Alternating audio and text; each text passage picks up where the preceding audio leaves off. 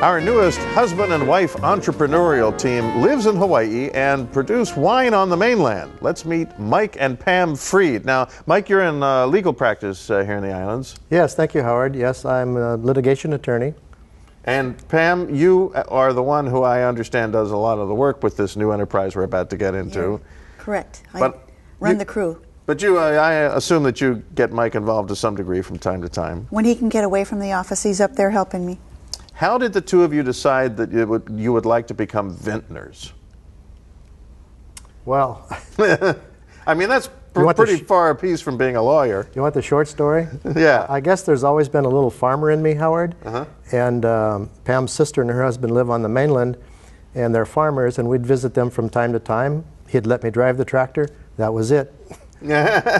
Once I learned how to drive the tractor and not mow the corn down, I decided that that's what I'd want to do in my, quote, golden years. John Deere, call your service. Okay, so when you got into the idea that it would be fun to grow grapes for wine, you spent years researching this. Had you always figured that Oregon would be the place where you'd like to do it, or?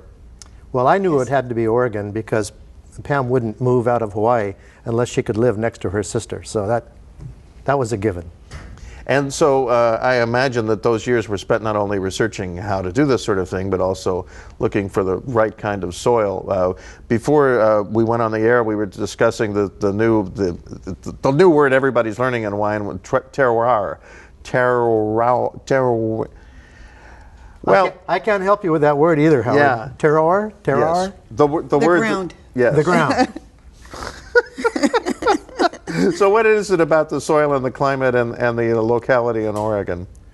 The place where we've established our vineyard is similar to the area in France known as the Upper Rhone. And for those people who don't know France, it's a very famous wine-growing district. And our climate, our soils are very similar, and we grow the same types of grapes as they do in that district. How many years you been doing this now? 6. Tell me a little more about what you do, because you're sort of a combination of foreman on the ground floor and also a human resources director. I spend 6 to 7 months over in Oregon now, and I run the crews for the harvest, the pruning in the summer. We're there 3 months in the summer, 3 months for the harvest, and then a month for the pruning, spring pruning.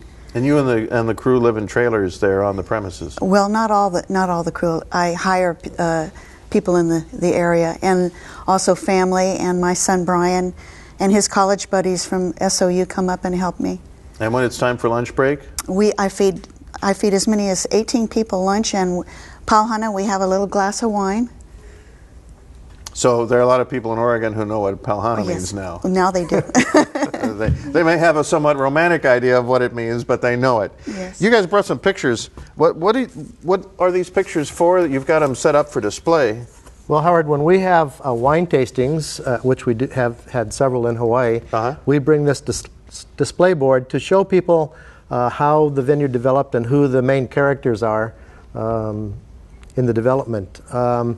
In the picture that's being focused right now, you can see the arrows pointing to the vineyard in the background. We're situated next to a river, and that's how we get our water for irrigation. And if the camera can pan over to here, this is a picture of ripe Merlot grapes, which this is a 2002 photo, and the grapes shown here went into the wine. Okay, let's talk about that wine, because you brought a couple of bottles here.